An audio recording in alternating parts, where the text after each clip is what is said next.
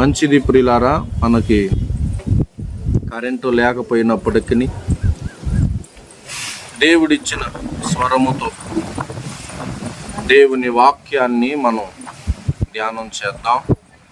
Bible గ్రంథములో నుంచి ద్వితీయోపదేశకాండం 30వ అధ్యాయం 19వ వచనాన్ని మనం చదువుదాం.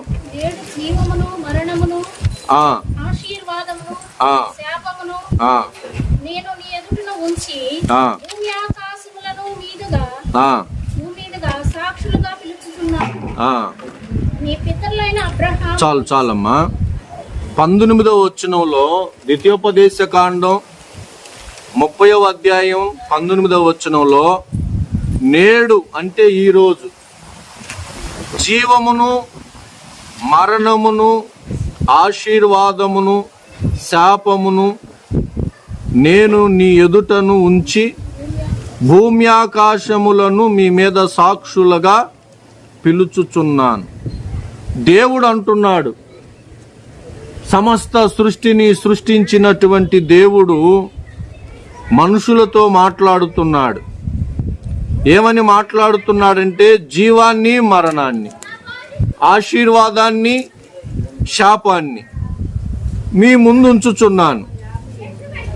మీరు ఏది కోరుకుంటారో మీ ఇష్టం. దేవుడు మనుషులలాగా బలవంతంగా లాక్కునేవాడు కాదు. అలా బలవంతంగా దేవుడు చెయ్యదలుచుకుంటే భూమి మీద పుట్టిన ప్రతి మనిషి యేసు ప్రభువునే నమ్మి ఉండేవాళ్ళు అన్నమాట. అయితే యేసు ప్రభు బలవంత మార్పిడి, బలవంతపుగా ఆయన వైపు తిప్పుకునే దేవుడు కాదండి.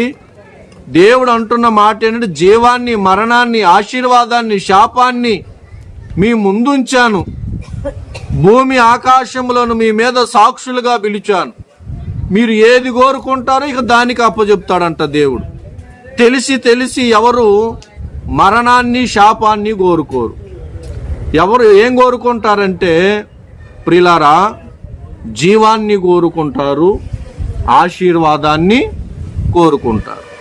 అయితే ఇక్కడ రాయబడిన జీవము నిత్య జీవము, పరలోకములో యుగ యుగాలు తరతరాలు సదాకాలం శాశ్వత కాలం నిలిచి ఉండే జీవం. ఇక్కడ జీవమేమో 70, 80 లేక 60 సంవత్సరాల్లో, అది కూడా షుగరు, బీపీ, ఆయాసాలని, మోకాళ్ళు నొప్పులని, రోగాలతో కలిగిన జీవము ఇప్పుడున్న మనం బ్రతుకుతున్న జీవం. కానీ పరలోకపు జీవం ఎలాంటిదంటే ఇంక సంవత్సరాల లెక్క అనేది ఉండదు. ఆ పరలోకపు జీవము యుగ యుగాలు బ్రతికుతూనే ఉంటాం. ఇక చావు అనేది, మరణం అనేది ఉండదు. అయితే తల్లిగారు రూతుమమ్మ గారు ఈ జీవాన్ని కోరుకున్నది, ఈ ఆశీర్వాదాన్ని కోరుకున్నది. ఆమె బాప్తీసం తీసుకొని పాప క్షమాపణ పొంది మారు మనసు పొంది రక్షించబడింది. ఇప్పుడు ఆమె చనిపోయి ఎక్కడుందంటే, జీవాన్ని అంటే పరలోకానికి ఇంకా ఎల్లరు కానీ ఎవరు పరదైసులో విశ్రాంతి తీసుకుంటారంట నీతిమంతులు, దేవుని పిల్లలు, ప్రియులారు. ఆమె జీవాన్ని ఎన్నుకున్నది, ఆశీర్వాదాన్ని ఎన్నుకున్నది గనుకనే తన పాపాలు ఒప్పుకొని పాప క్షమాపణ నిమిత్తము బాప్తీసం తీసుకున్నది, మారు మనసు పొంది రక్షించబడింది. అయితే మిగిలిన తన కుటుంబం కూడా రక్షణ పొందాలని, ఆ జీవంలోనికి, ఆ నిత్య జీవంలోనికి ప్రవేశించాలని చాలాసార్లు నాతో చెప్పి రూతుమమ్మ గారు ప్రార్థన చేయించేది.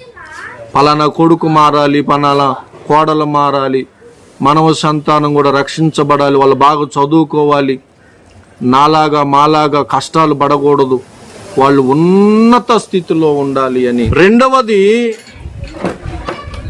ఒకటి జీవాన్ని కోరుకున్నది, రెండవది ఆశీర్వాదాన్ని కోరుకున్నది. ఏమిటి ఆశీర్వాదం అంటే, భక్తుడైన దావీదు గారు ఒక మాట అంటారు. 2వ సమూయేలు గ్రంథం చూడమ్మ, 7వ అధ్యాయం 29వ వచనం. దయచేసి నీ దాసుడనైన నా కుటుంబము నిత్యము నీ సన్నిధిని ఉండునట్లుగా దానిని ఆశీర్వదించు. అక్కడేమన్నాడు? ఒకటి జీవము, రెండవది ఆశీర్వాదం. జీవం అంటే ఈ జీవము కాదు, యుగ యుగాలు బ్రతికుండే జీవం పరలోకంలో. రెండవది ఆశీర్వాదం అన్నాడు. ఆశీర్వాదం అనగానే మనకి ఏమనిపిస్తుంది అంటే డబ్బు బాగా సంపాదించటం, ప్లాట్లు కొనటం, ఇల్లు కట్టటం, బంగారం కొనుక్కోవటం, ఇది ఆశీర్వాదం అనుకుంటాం. అయితే దావీదు భక్తుడు ఎలాంటి ఆశీర్వాదం కోరుకుంటున్నాడంటే తన కుటుంబం అంతా నిత్యము దేవుని సన్నిధిలో ఉండే ఆశీర్వాదాన్ని కోరుకున్నాడు. Praise the lord. జాగ్రత్తగా విందాం దేవుని వాక్యాన్ని. కుటుంబం అంతా రక్షణ పొందటం, కుటుంబం అంతా మారు మనసు పొంది బాప్తీసం తీసుకొని ప్రతి ఆదివారము దేవుని సన్నిధికి వెళ్ళి భక్తిలో, విశ్వాసములో, పరిశుద్ధతలో, నీతిలో ఎదగటమే అసలైన ఆశీర్వాదం. ఎన్ని కోట్లు సంపాదించినా చనిపోయేటప్పుడు మనం ఒక్క రూపాయి కూడా తీసుకొని వెళ్ళే అవకాశమే లేదు ప్రియులారా. కాబట్టి జీవాన్ని కోరుకోండి, దేవుని సన్నిధిలో ఉండి అంటే రక్షణ పొందే ఆశీర్వాదాన్ని కోరుకోండి. మనిషికి ఎన్నో కోరికలు ఉంటాయి. ఆ కోరికలలో ఒక్క కోరిక నిత్య జీవానికి నడిపించే కోరిక. ఏంటంటే రక్షణ పొందే కోరిక. దేవునికి స్తోత్రం కలుగునుగాక. హల్లెలూయా. జీవాన్ని, ఆశీర్వాదాన్ని ఎవరైతే కోరుకుంటారో యేసుక్రీస్తు వారు తన రక్తముతో వారిని విమోచిస్తాడంటండి. 1 పేతురు పత్రికలోకి రండి. 1 పేతురు పత్రిక 1వ అధ్యాయం 18, 19 వచనాలు చదువుదాం.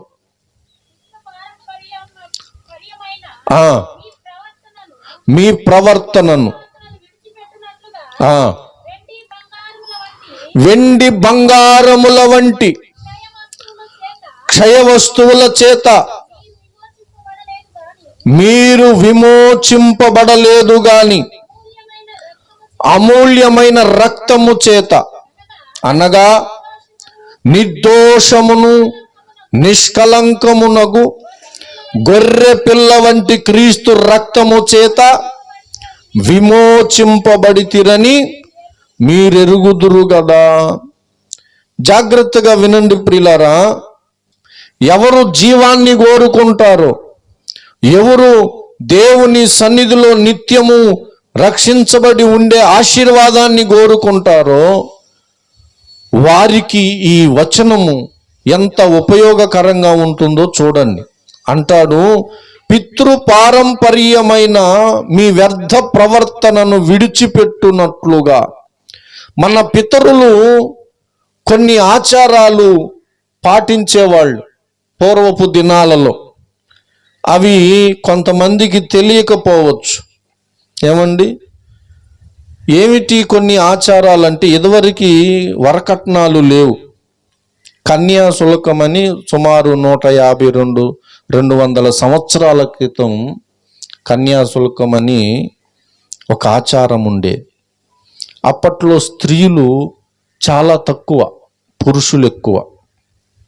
సతీ సహగమనమని భర్త చచ్చిపోయాడు అనుకోండి, భార్యను కూడా కట్టెల మీదే సజీవ దహనం చెయ్యాలి. బ్రతికుండగానే భార్యను కూడా చంపాలి భర్తతో పాటు. అలాంటి ఆచారాలు, ఇలాంటి చాలా ఉన్నాయి. అయితే వాక్యం అంటుంది అవన్నీ దేవుడు పెట్టిన ఆచారాలు కాదు, మనుషులు పెట్టుకున్నాయే గనుక.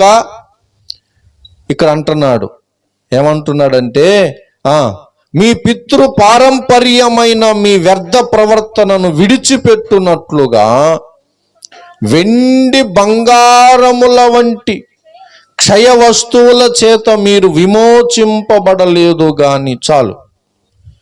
ఇంకా అలాంటివే కాకుండా ఇంకా ఘోరమైన ఆచారాలు పూర్వీకులు పాటించేవాళ్ళు ప్రియులారా.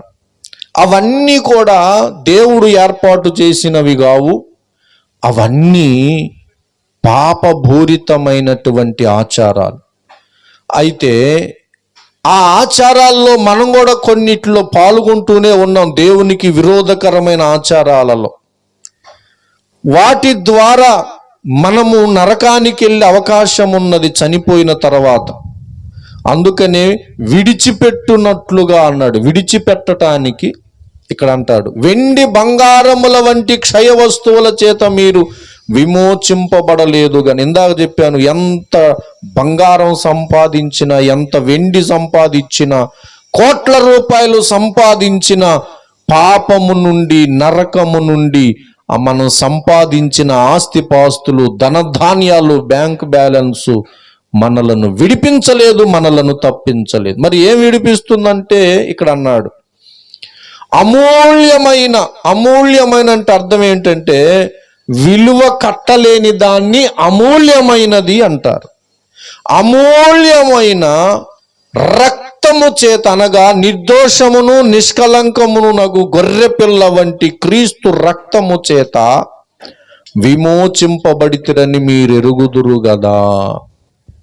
ప్రియులారా, నేను రక్షణ పొందక మునుపు నా తల్లిదండ్రులు, తాత ముత్తాతలు పాటించేటువంటి ఆచారాలు, పూజలు, పునస్కారాలు, వాటన్నిటిలో పాల్గొనేవాడిని. కానీ వాటి ద్వారా విమోచన అనేది లేదంట. మనం చేసిన పాపాలకు బదులుగా యేసుక్రీస్తు వారు శిక్ష అనుభవించాడంట. పాపము పరిహరించబడాలంటే రక్తం చిందించాలి. పాపాన్ని క్షమించే రక్తం ఏమిటంటే పరిశుద్ధ రక్తము, అమూల్యమైన రక్తం. యేసులోనే ఆ పరిశుద్ధ రక్తం ఉన్నది. ఎందుకంటే ఆయన పాపము లేనివాడు, ఆయన పాపము చేయనివాడండి. ఒకసారి యోహాను సువార్తలోకి రండి.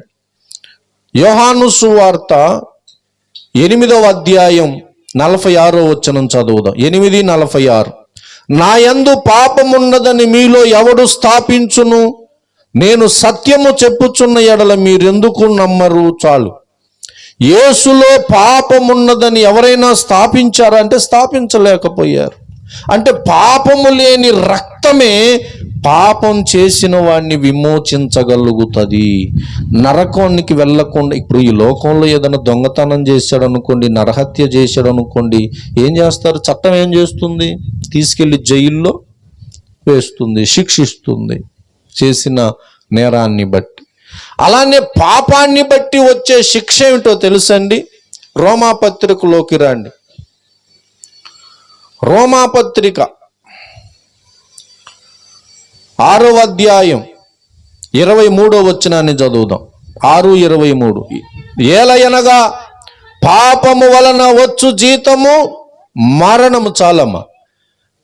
ఏమండి? దొంగతనానికి ఒక శిక్ష, వ్యభిచారానికి ఒక శిక్ష, నరహత్యకు ఒక శిక్ష.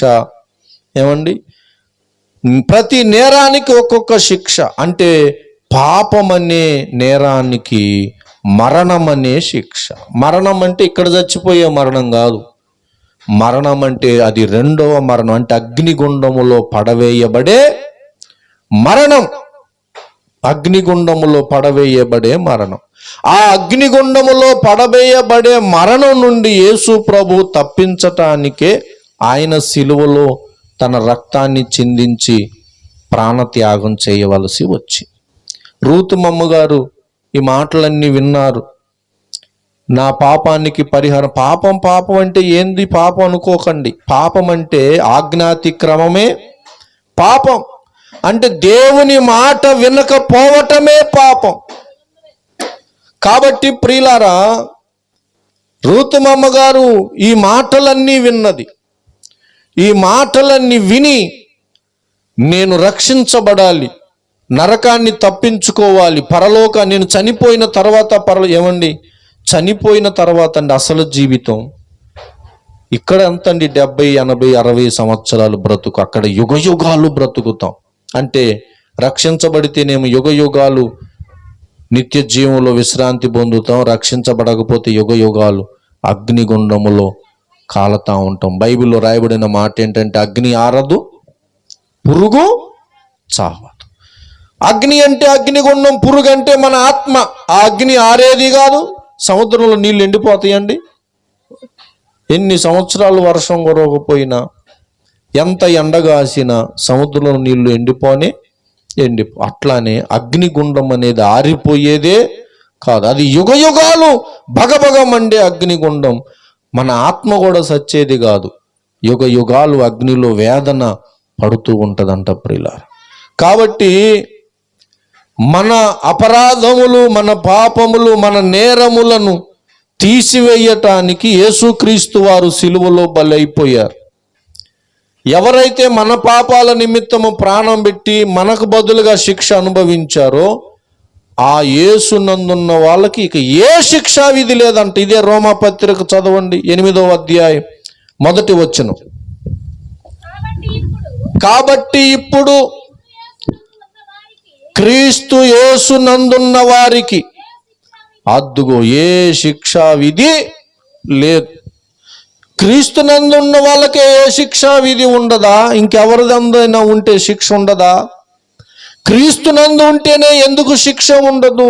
క్రీస్తునందు ఉంటేనే ఎందుకు నరకాన్ని తప్పించుకుంటామంటే క్రీస్తు మాత్రమే నీ పాపాలకు బదులుగా బలయ్యాడు గనుక, మన నేరాలకు బదులుగా ఆయన బలయ్యాడు గనుక. ఏమండి, నీ భర్త నుండి ఏమండి నా మీద నీకు ప్రేమ ఉంటే ఒక చెయ్యి నరుక్కుంటాడా? అవసరమైతే విడాకులైనా ఇస్తాడు కానీ నరుక్కుంటానికి. ఒక కన్ను పీకేసుకోండి నా మీద నీకు ప్రేమ ఉంటే అంటే పీక్కుంటాడా? విడాకులైనా ఇస్తాడు. అలానే భార్య అయినా సరే తాను ఎవరు హాని పరుచుకోవటానికి ఇష్టపడరు. ఏమండి, అయితే యేసు ప్రభు నీ కోసం ఆయన ముళ్ళ కిరీటం పెట్టుకున్నాడంట. ఏమండి, గడ్రపు వెంట్రుకలు పెరిగించుకున్నాడంట శత్రువుల చేత. ఏమండి, నీ కొరకు కొడా దెబ్బలు తిన్నాడంట, పిడుగుద్దులు తిన్నాడంట. గొల్గత, కల్వరిగిరి, కపాల స్థలం అనే కొండ మీదకి సిలువను మోసుకొని వెళ్ళాడంట. ఆయన చేతుల్లో కాళ్ళల్లో మేకులు కొట్టించుకున్నాడంట. చివరికి నీ కోసం ప్రాణమే పెట్టాడంట. ఎందుకు అంటే అగ్నిగుండములో యుగ యుగాలు ఉండవలసి వస్తుంది. ఒక్కసారి అగ్నిగుండంలో పడిన తర్వాత అందులో నుంచి నిన్ను బయటికి తీసే నాథుడే ఉండడు. యేసు ప్రభు కూడా అగ్నిగుండంలో పడిన తర్వాత ఆయన కూడా తీయడంట. ఇక అందుకనే ప్రాణం ఉండగానే, అంటే దీపం ఉండగానే ఇల్లు చక్కబెట్టుకోవాలన్నట్టు నువ్వు బ్రతికుండగానే యేసు క్రీస్తునందు ఉండాలి. అప్పుడు నీకు ఇక ఏ శిక్షా విధి ఉండదు. యేసుకు దూరంగా ఉన్నావంటే, యేసునందు ఉండటం అంటే నమ్మి ఆయనే నా పాపాలను క్షమించి నన్ను నరకము నుంచి తప్పించి పరలోకానికి చేర్చగల దేవుడని నువ్వు నమ్మి యేసు దగ్గరకు వస్తే మన పాపాల పేజీ చింపివేయబడుతుంది. నరకాన్ని తప్పించుకొని యుగ యుగాలు పరలోకంలో మనం జీవించగలం. దేవునికి స్తోత్రం కలుగునుగాక. హల్లెలూయా. కాబట్టి రూతుమమ్మ గారు ప్రాణంతో ఉండగానే యేసు దగ్గరకు వచ్చింది. ఏమండి, పాప క్షమాపణ నిమిత్తము బాప్తిస్మము తీసుకున్నది, మారు మనసు పొంది సంఘారాధనలో పాల్గొన్నది. ఇంకా ఆమె ఎప్పుడు చనిపోయినా పర్వాలేదు, ఎప్పుడు చనిపోయినా ఆమె దేవుని దగ్గరే ఉంటుంది. దేవునికి స్తోత్రం కలుగునుగాక.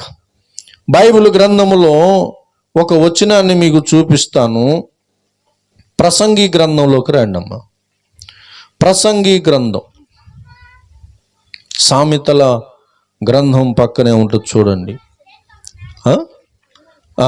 7వ అధ్యాయం 17వ వచనం చదువు. అధికముగా దుర్మార్గపు పనులు చేయకము, బుద్ధిహీనముగా తిరగవద్దు. నీ కాలమునకు ముందుగా నీవేళ చనిపోదు చాలు. ఏమండి, దేవుడంట ఇంతకాలము బ్రతకమని భూమి మీదకు మనల్ని పంపించాడంట. ఇంతకాలం ఆయుష్కాలం ఇచ్చి పంపించాడు. కానీ ఆ ఆయుష్కాలం పూర్తి చేసుకోకుండానే కొంతమంది చచ్చిపోతున్నారంట. ఎందుకు చనిపోతున్నారంటే, ఒకటి బుద్ధిహీనంగా అధికంగా దుర్మార్గపు పనులు చేయటం, రెండవది బుద్ధిహీనంగా తిరగటం. దుర్మార్గం వేరు, అధికమైన దుర్మార్గం వేరు. ఇక అధికమైన దుర్మార్గం అంటే ఆ వ్యక్తి ద్వారా పక్క వాళ్ళు కూడా చెడిపోయే ప్రమాదం ఉంటుందన్నమాట. అధికంగా దుర్మార్గపు పనులు చేసినా మధ్యలోనే చనిపోయే ప్రమాదం ఉంటుంది. బుద్ధిహీనముగా తిరిగినా కూడా మధ్యలోనే చనిపోయే ప్రమాదం ఉంటుంది. బుద్ధిహీనంగా అంటే ఉదాహరణకి బుద్ధి జ్ఞానం రెండు దగ్గర సంబంధమైనవే. సిగరెట్ పెట్టి మీద ఏమని రాస్తాడు? హాని అని రాస్తాడు. అదేది రాజాకైని ప్యాకెట్ మీద కూడా పళ్ళ సెట్టు, క్యాన్సర్ వచ్చి ఆ సెట్టు ఆ తీసిన ఆ ఫోటో కూడా ఆ రాజాకైని ప్యాకెట్ మీద వేస్తాడు. ఇప్పుడు ఈ సిగరెట్ తాగే వ్యక్తి కానీ, రాజాకైని నవిలే పాన్ పరాకులు అయి నవిలే వ్యక్తులు కానీ ఆ ప్లాట్ దాని మీద ఉన్నటువంటి ఆ బొమ్మ చూస్తారు. అది హాని, అది తాగితే క్యాన్సర్ వస్తుంది, అది నవిలితే క్యాన్సర్ వస్తుంది అని తెలిసి కూడా సిగరెట్ తాగుతున్నారు. ఆ రాజకైని పాను పరాకులు నవ్వులుతున్నారు. దాన్నే బుద్ధిహీనత అంటారు. ఇప్పుడు అవి తినటం ద్వారా, తాగటం ద్వారా రోగాలు వచ్చి దేవుని ఇచ్చిన ఆయుష్ కాలానికంటే ముందుగానే చచ్చిపోయే ప్రమాదం ఉన్నది. దేవుడు ఒక గీత గీశాడు భార్యాభర్తలకి. భర్త అయినా భార్య అయినా, భర్త అయితే వేరొక స్త్రీతో అక్రమ సంబంధం పెట్టుకోకూడదు, భార్య అయితే వేరొక పురుషునితో అక్రమ సంబంధం పెట్టుకోకూడదు. 10 ఆజ్ఞలో ఒక గీత గీశాడు. అది దాటితే ఏమొచ్చింది? ఇప్పుడు తెగులు, ఎయిడ్స్ అండి. ఏమొచ్చిందమ్మా? ఎయిడ్స్ వచ్చింది. ఇప్పుడు వ్యభిచరించుట ద్వారా ఎయిడ్స్ అనే తెగులు వచ్చేసినందువలన దేవుడిచ్చిన ఆయుష్కాలానికంటే ముందుగానే ఆ తెగులు వచ్చిన వాళ్ళు చనిపోతూ ఉన్నారు. నాకు తెలిసిన ఒక సహోదరుంది, ఇప్పుడు మంచాన పడింది, అయిపోయింది, చివరి దశకు వచ్చేసింది. ఇంకా మరణించడం తప్ప చేయగలిగింది ఏమీ లేదు. ఇట్లా బుద్ధిహీనంగా తిరగటం అంటే అట్లా తెలిసి కూడా ఇది హాని, ఇది మనలను అనారోగ్యానికి గురి చేస్తుందని తెలిసి కూడా దాని జోలికి వెళితే దేవుడిచ్చిన ఆయుష్కాలానికంటే ముందుగానే చచ్చిపోయే ప్రమాదం ఉన్నదన్నమాట. కాబట్టి దేవుడు మనం దీర్ఘాయుష్కాలం బ్రతకాలని, బ్రతికినప్పుడే అంటే ప్రాణంతో ఉన్నప్పుడే మారు మనసు పొంది రక్షణ పొందాలని, పరలోక రాజ్యానికి చేరాలని, నరకాన్ని తప్పించుకోవాలని దేవుడు ఉద్దేశించే మనలను మన కొరకు ఆయన ప్రాణం పెట్టాడు. దేవునికి స్తోత్రం కలుగును గాక. హల్లెలూయా. యేసు ప్రభు మా దేవుడు కాదులే, మాకు అలవాటు లేదులే అనుకోకండి. ఈయన వాళ్ళ దేవుడు వీళ్ళ దేవుడు కాదండి. ఈయన అందరికీ ప్రభు. ఈయన సర్వలోకానికి రారాజండి. అయితే ఇప్పుడు మనం ఏం చెయ్యాలి? నీ మనసులో నరకాన్ని తప్పించుకొని పరలోకానికి వెళ్ళాలి అని గనక కొంచెమైనా నీలో ఆలోచన కలిగితే ఈ వచనాన్ని చదివి నేను ముగిస్తాను ప్రియులారా. చూడమ్మా, మార్కు సువార్త 16వ అధ్యాయం 15వ వచనం 16వ వచనం చదువుదాం. మరియు మీరు సర్వలోకమునకు వెళ్ళి సర్వ సృష్టికి సువార్తను ప్రకటించుడి. నమ్మి బాప్తిస్మము పొందినవాడు రక్షింపబడును, నమ్మని వానికి శిక్ష విధింపబడును. చాలు.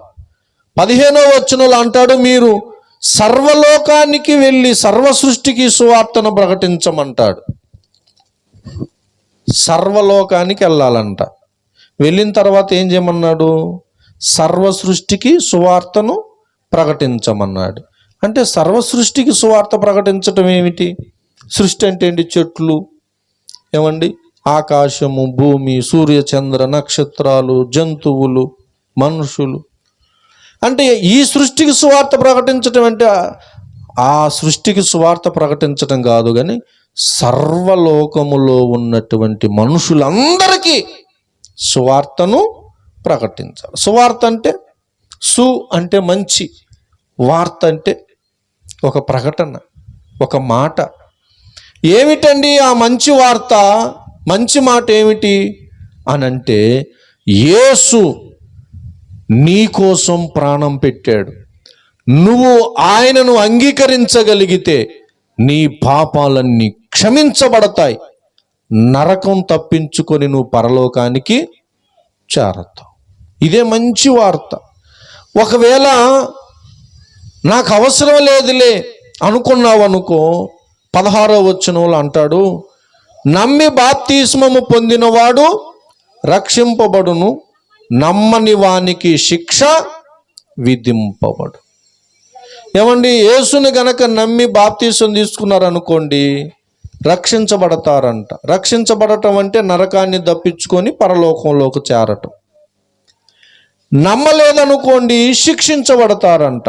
అంటే శిక్షించటం అంటే ఏ శిక్ష అంటే అగ్నిగుండంలో పడవేయబడటం. నువ్వు నమ్మలేదు గనుక. దేవుడు న్యాయవంతుడండి, అన్యాయంగా నరకంలో ఎవ్వరిని పడనివ్వడు. అందుకని ఎవ్వరూ నశించకూడదనే సర్వ సృష్టికి మీరు వెళ్ళండి, సర్వలోకానికి వెళ్ళండి, ఈ మాటలు చెప్పండి. వాళ్ళు నరకాన్ని దప్పించుకొని పరలోకానికి రావాలి. అందులో ఒక్కసారి పడితే అందులో నుంచి బయటికి రాలేరు అని దైవజనులుగా మమ్మలను ఏర్పాటు చేసుకొని సువార్త ప్రకటిస్తున్నారు. దేవునికి స్తోత్రం కలుగునుగాక. అంతంత మాత్రాన ఎవరో వాక్యాన్ని అంగీకరించరు. ఒకప్పుడు నేను కూడా ప్రార్థన అంటే హేళన చేశాను, వెగతాళి చేశాను. నేను ఆంజనేయ స్వామి భక్తుడిని, ఎక్కువగా ఆ దండకాలు చదువుతూ చేతుల్లో కర్పూరం వెలిగించుకుంటూ మంచి నిష్ట కలిగి ఉండేటువంటి వాడిని. ప్రార్థన అంటే నాకు కోపం, ప్రార్థన అంటే చిరాకు. ఎవరైనా పాటలు పాడుతుంటే వెగతాళి చేసేవాడిని ప్రియులారా. కానీ నేను చేసిన భక్తి, నేను చేసిన ఆరాధన చివరికి నన్ను అవమానాలకు గురి చేసింది, రోడ్డు మీదకి ఇచ్చింది. ప్రియులారా, మా అమ్మ ప్రభునందు రక్షించబడి తల్లిగారి ప్రార్థన ద్వారా నేను రక్షించబడ్డాను. దేవునికి స్తోత్రం కలుగును గాక. ప్రభులోకి వచ్చిన తర్వాత నా అవమానాలు, నా నిందలన్నిటినీ తొలగించారు. ఈ రోజున దేవుడు ఉన్నత స్థితిలో ఉంచాడు.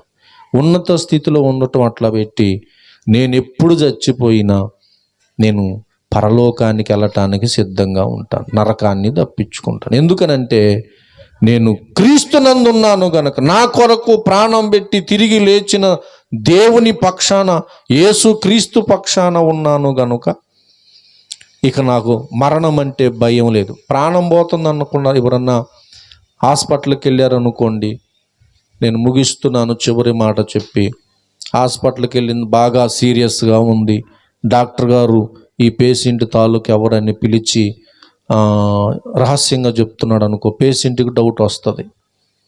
ఏం డౌటు? నేను ఏమైనా చచ్చిపోతానని చెబుతున్నాడేమో, డాక్టర్ బతకనని చెబుతున్నాడేమో అని ఒక డౌట్ వస్తుంది.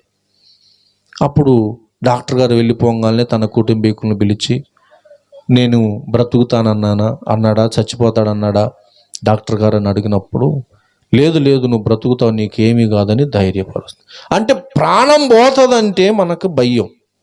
కానీ యేసుని నమ్మిన తర్వాత ఎప్పుడు ప్రాణం పోతుందని తెలిసినా కూడా మనకు భయం ఉండదు. ఎందుకో తెలుసా? మనం చచ్చిపోయి తండ్రి ఇంట్లో ఉంటాం. దేవునికి స్తోత్రం కలుగును.